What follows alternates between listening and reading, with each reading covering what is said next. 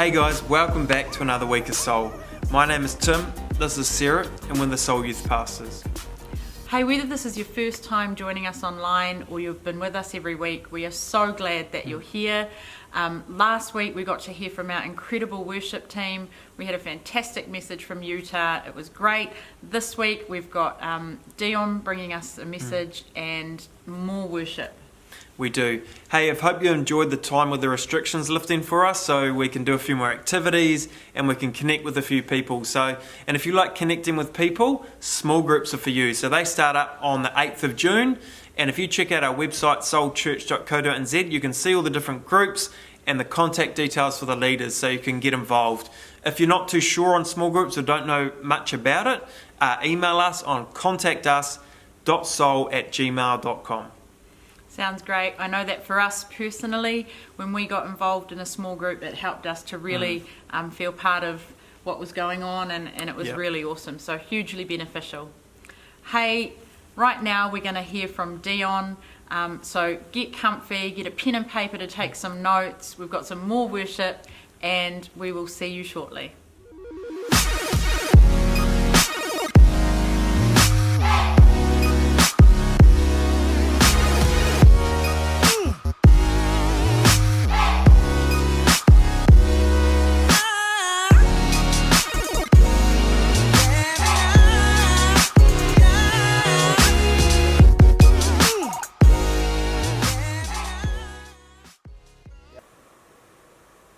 Hey everyone, how's it going?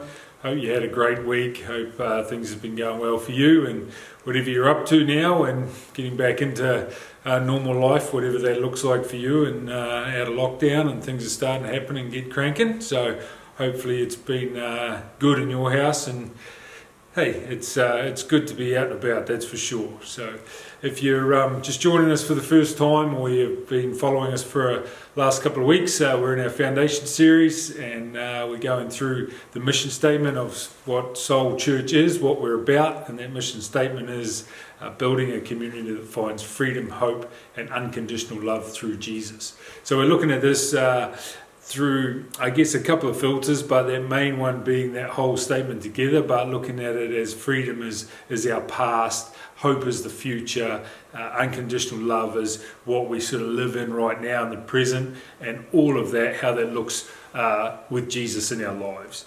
And so it's been a cool part of this series and something that we've just really enjoyed doing. So settle in and we'll carry on with that again tonight. We're focusing on hope, so really looking forward to that. So I'm going to pray to get us started and then we'll see what God's got for us tonight.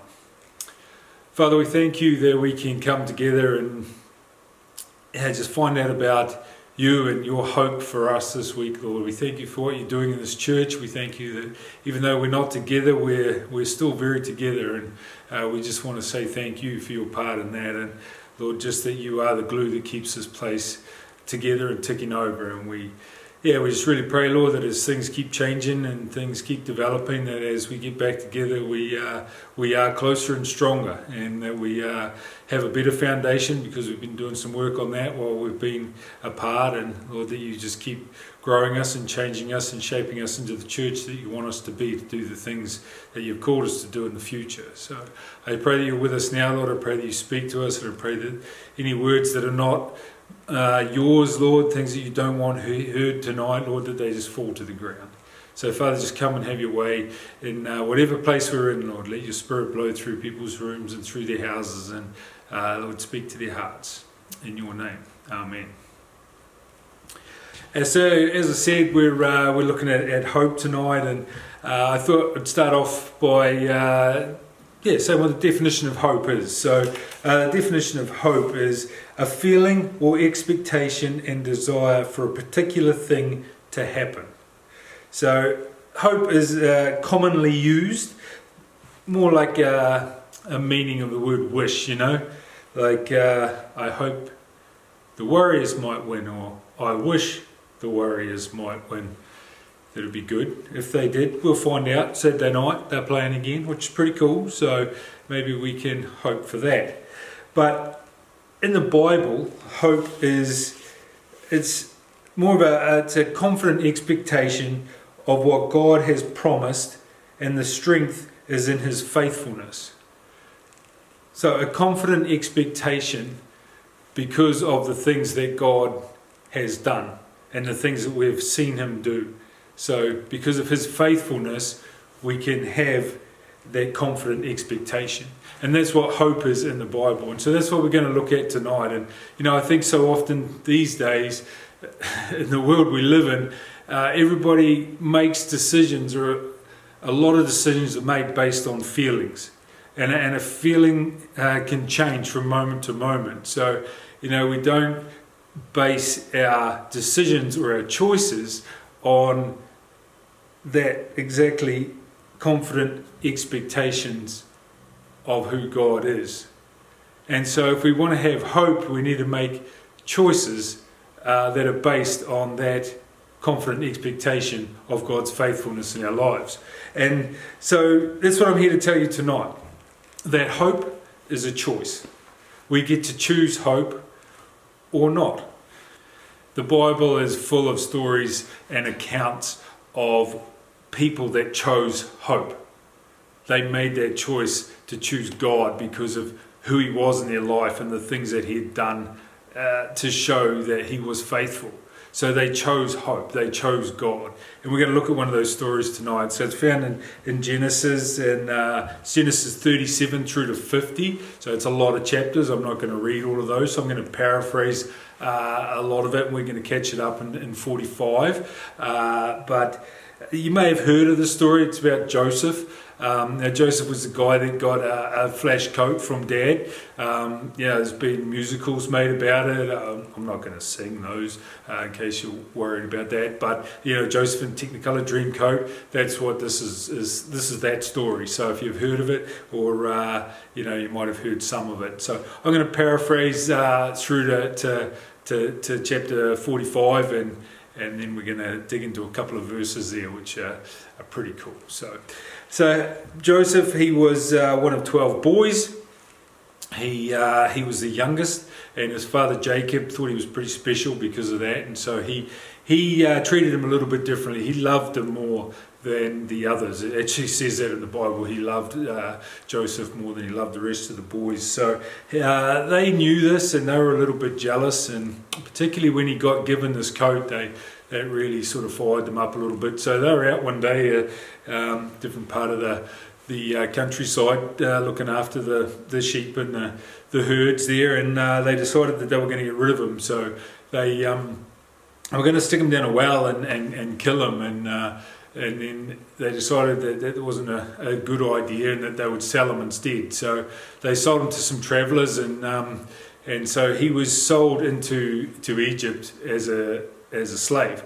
And so Potiphar bought him, and he ended up in Potiphar's group of slaves there, and he worked his way up, and he became trusted, and so Potiphar made him pretty high up, and he made him in charge of his estate. And so he was doing pretty well for himself. He'd had some tough times, but he was starting to come out on top. And Potiphar's wife had noticed him. He was a attractive young fella. He was in the prime of his life, you might say, and so she wanted to get a little bit closer to Joseph than she probably should have. And Joseph didn't have a bar of this, wouldn't have a bar of it. Decided he was going to bolt, so he got out of there. And she didn't like that rejection, so she made up a story to Potiphar that Joseph had attacked her, and so Potiphar chucked him in jail. And he was in jail for a long time, and again he managed to win the trust of the guards, and because he's a good young man, and he became sort of in charge of the prisoners within that jail.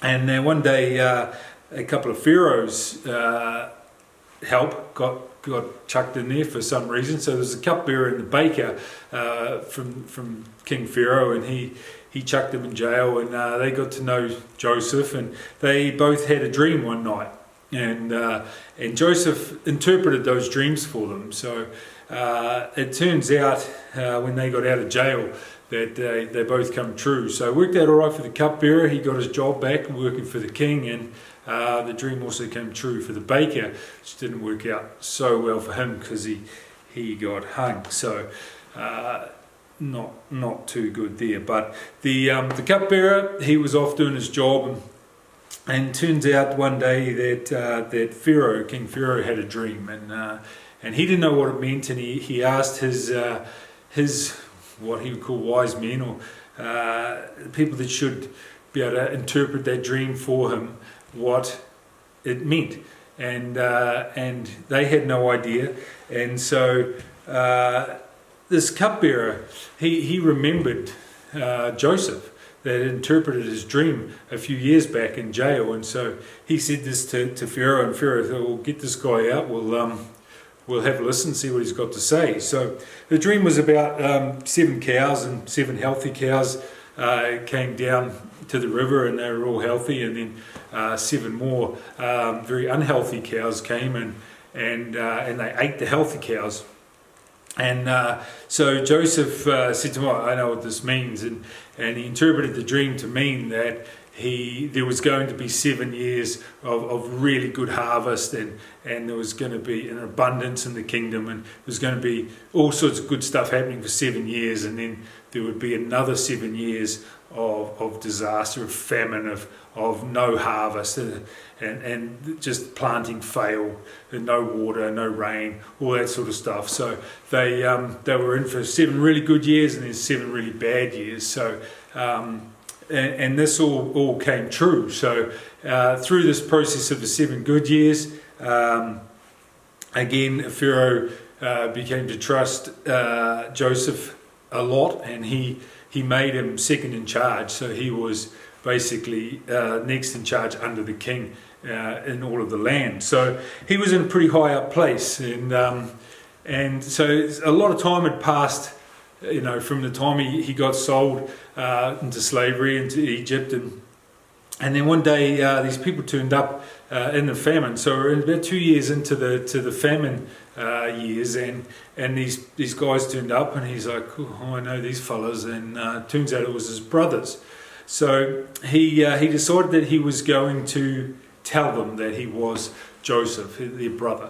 And so we're going to pick this up in chapter 45, verses 4 and 5. So this is Joseph saying to his brothers, or telling them for the first time who he was. So in verse 4 it says, "So Joseph said to his brothers again, 'Come here to me, I beg you, come here.' When the brothers went to him, he said to them, 'I am your brother Joseph. I am the one you sold as a slave to Egypt. Now don't be worried. Don't be angry with yourselves for what you did. It was God's plan for me to come here.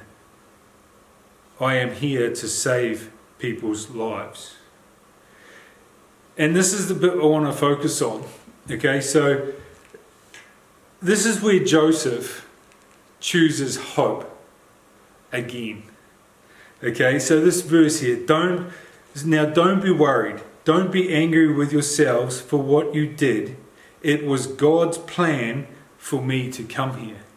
Now, if you go back through Joseph's life and you go back to the fact that he was sold by these brothers, they didn't care about him. They wanted to kill him. They decided not to, and they sold him. And then ever since then, his life was hard. Like it was really hard. So he had to work for people. He was a slave, and then he slowly worked his way up into one household, and then the old Potiphar's wife made up a story about him. They chuck him in jail, so he spends time in jail, and not just a little bit of time. It's like 8 years he's in jail, and that's not fun. Like, none of this is easy stuff. So he goes from living the dream to being sold into slavery, to being a slave, to getting a bit better off and looking after the house, to thrown into jail, to working his way up into jail, and then he finally gets out, and he's working for the king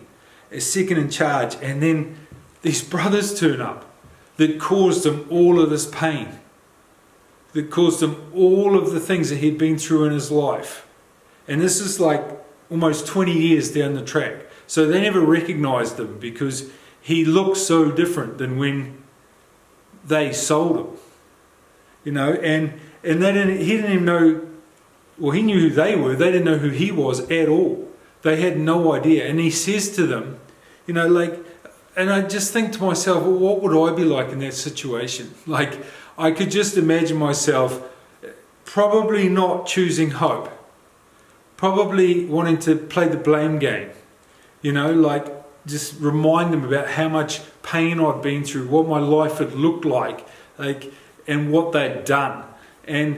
But he doesn't, because he knows that God has got a story and God has got a plan. It says there that it was God's plan for me to come here.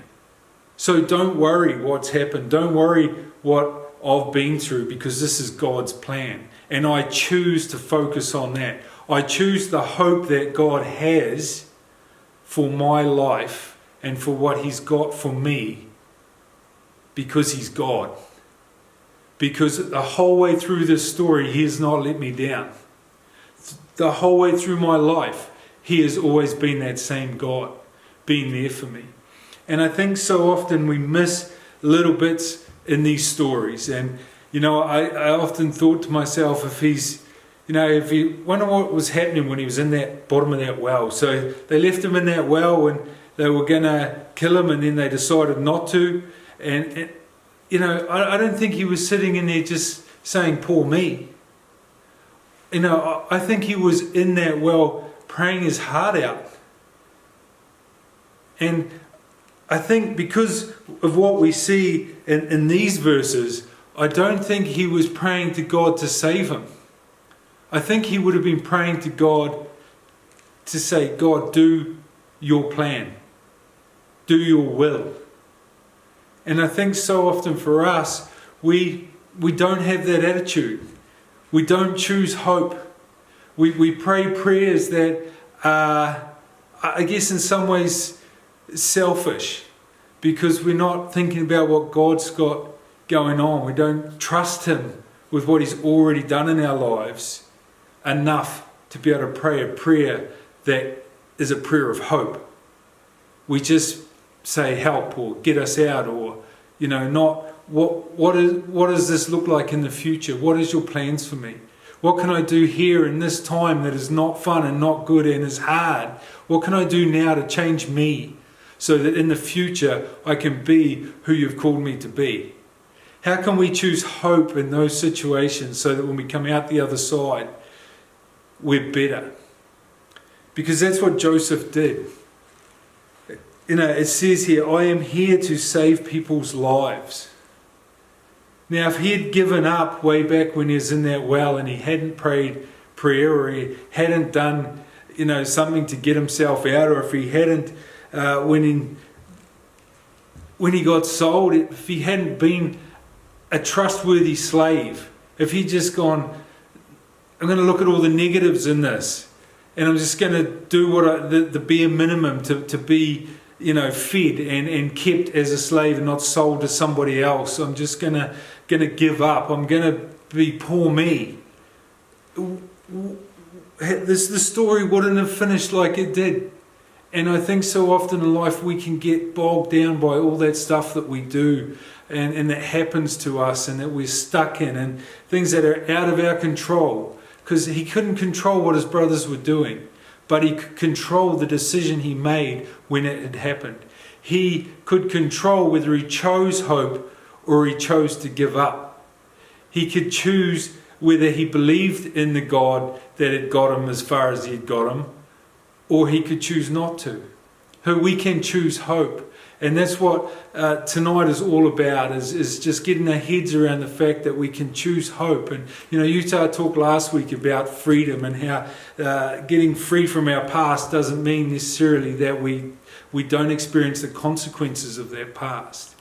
And that's what this is. You know, like if we choose, okay, that's happened to us, that's the decisions I made and some things I did, whatever it might be, but I can choose that my future is going to be different because I choose God and I know that He comes through. And if you are somebody who doesn't have a relationship with God, you're still on that journey, just wondering who He is, or that all happens through Jesus. Jesus is the reason we have hope. God sent His Son to walk this earth, to experience the things that we go through every day. And again, He was one that chose hope every time. And then He died on a cross, and He was raised again on the third day. And that is everything we need, all the hope we need to be able to look at our situation and go, I can get out of this. Because the God that loves me was willing to give up His Son so that I could get out of this situation. And I think so often we just let ourselves get bogged down and we become hopeless because we don't choose to focus on what could be or what God can do and will do and has done in the past. And that's what this whole series is about, Foundation, just building on the things that God wants built on. And hope is something that we can build on if we choose it. So Genesis 50:20 says this. Now this is the end of Joseph's story, and it says, "It is true that you planned to do something bad to me, but really God was planning good things. God's plan was to use me to save the lives of many people, and that is what happened." And if we remember accounts like this in the Bible, verses like this in the Bible, where God just came through. Okay, what looked like the worst situation ever for us, God turned that around and made something awesome out of it. And that is the hope that is God. That is the hope that we can cling to, and that is the hope that we can choose. And we've just been through this COVID situation, and I don't pretend to know what it's like for every person out there. And I know there are people out there that have maybe lost their jobs, that they're struggling financially, or there's just something going on in your life right now that is not nice. It is not fun, and it's not something that you can look at and go, I'm enjoying this. And I guess I'm saying to you, try and look past that. Try and look past today and have a look into tomorrow, and remember what your past has been and what God has done for you over the years, and the little things that He's done to make your life better, and just try and focus on those and choose hope. Choose to focus on Him and what He can do in a situation, and just see how that changes your day. I just can't get past the fact that choice, it is our choice. We get to choose hope if we want to. It is a choice. So if that's you tonight, if you've got something going on and you're just feeling hopeless, then please just think about Jesus and who He can be in your life, and let that hope come up in you and change your future. Hope you have an awesome week.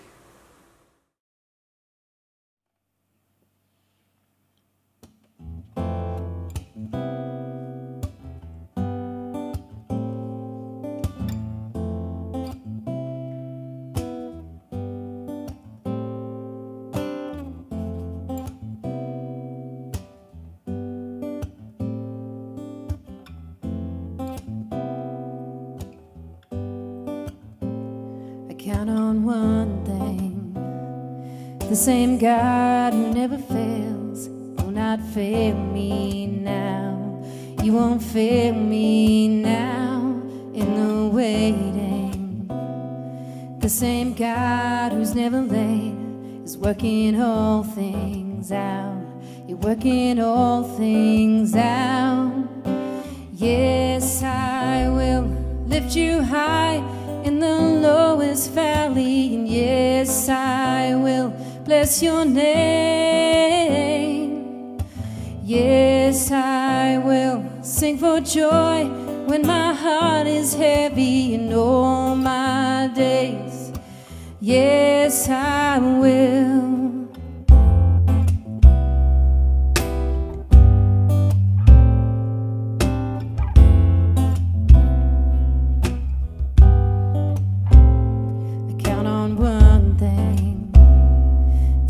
God that never fails will not fail me now. You won't fail me now in the waiting. The same God who's never late is working all things out. You're working all things out. Yes, I will lift you high in the lowest valley. And yes, I will bless your name. Yes, I will sing for joy when my heart is heavy and all my days. Yes, I will. I choose to praise, to glorify, glorify the name of all names that nothing can stand against. I choose to praise, to glorify, glorify the name of all names that nothing can stand against. Yes, I will lift you high in the lowest valley. Yes, I will bless your name. Yes, I will sing for joy when my heart is heavy and all my days. Yes, I will.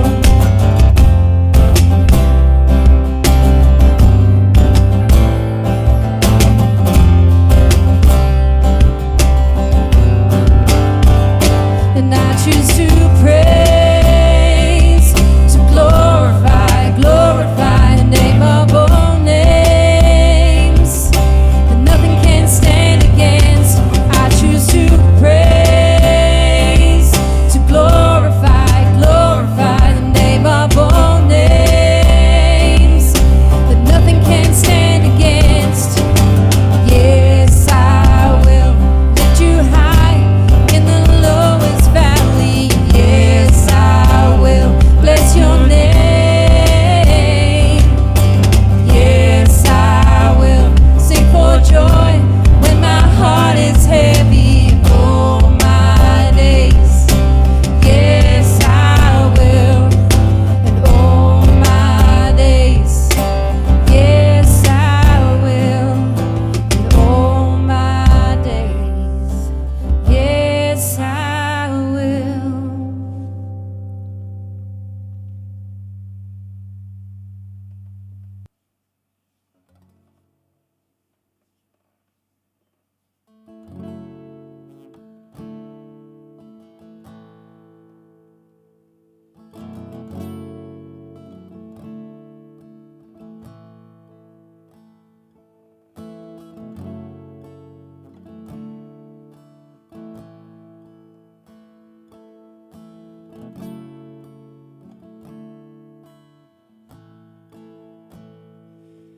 The weapon may be formed, but it won't prosper. When the darkness falls, it won't prevail. 'Cause the God I serve knows only how to triumph. And my God will never fail. My God will never fail. I'm gonna see a victory. I'm gonna see a victory. For the battle belongs to you, Lord. I'm gonna see a victory. I'm gonna see a victory. For the battle belongs to you, Lord.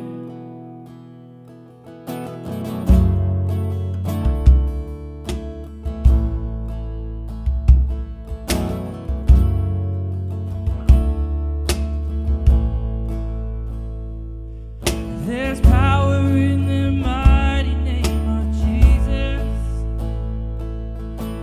Every war he wages, he will win.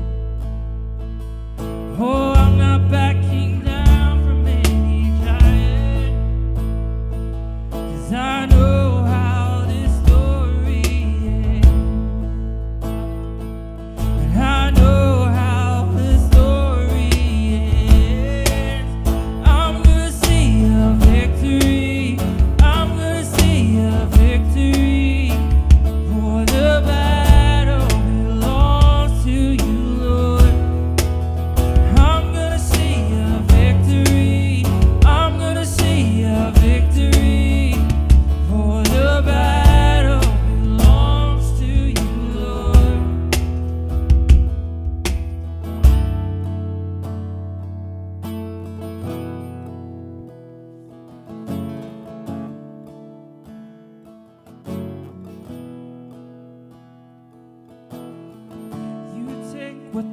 enemy meant for evil, you turn it for good.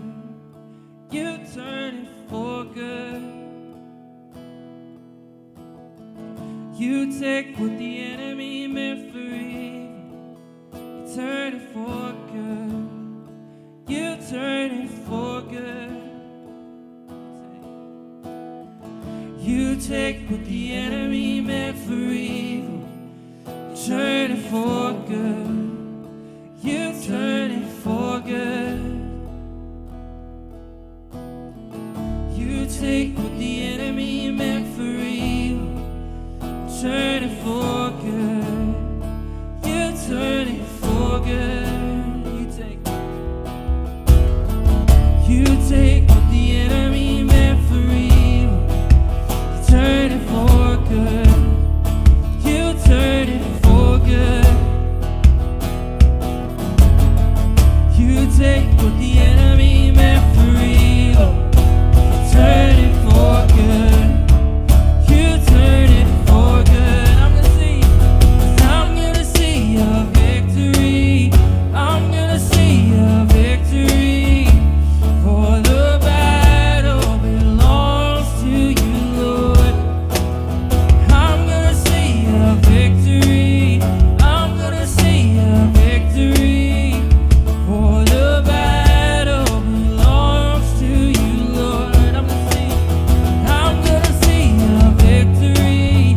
I'm gonna see a victory. For the battle belongs to you, Lord. I'm gonna see a victory. I'm gonna see a victory. For the battle belongs to you, Lord. You take what the enemy meant for evil, turn it for good. You turn it for good. You take what the enemy meant for evil, you turn it for good. You turn it for good. You take what the enemy meant for evil, you turn it for good. You turn it for good. One more time, you take what the enemy meant for evil, you turn it for good. You turn it for good. I'm gonna see a victory. I'm gonna see a victory. For the battle belongs to you, Lord.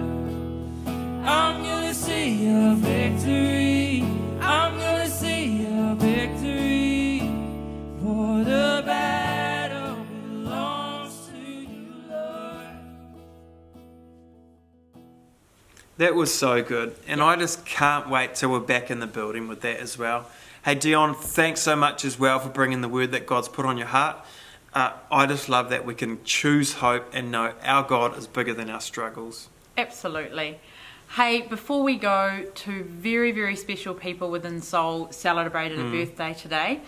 Cherie Vai-Mussel, one of the associate pastors here, and Jeremy Bennett, one of the trustees here. We just want to wish you both a massively happy birthday. They're going to kill us for even saying this or putting this in here, but it's actually really important that everyone know just how foundational those two have been in the community around us, within Soul. A lot of background stuff that we don't know about is happening, and it's usually those two that are right in there, and both so humble, just so willing to honour God and everything they do, and we just want to thank you and wish you the happiest birthday today. Yeah, awesome. Hey, Cherie, good luck giving birth in the next 3 weeks. You don't look a day over 25. Jeremy, you look a lot older than Cherie, but you're young at heart, so we love you as well. Hey, why don't you guys take Monday off? Have a long weekend. Sounds good. Hey everyone, enjoy your long weekend. Have a fabulous week. We will catch you back here next week. See you later. See you guys.